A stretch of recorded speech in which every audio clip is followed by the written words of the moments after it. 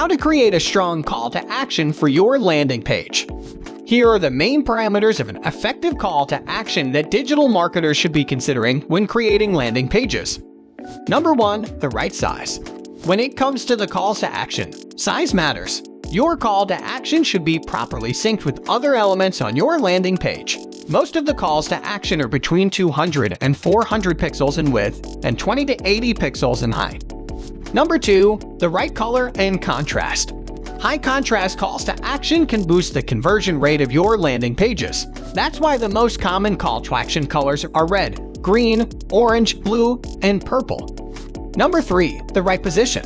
If you don't want your landing page conversion rate to drop, place your call to action at the top.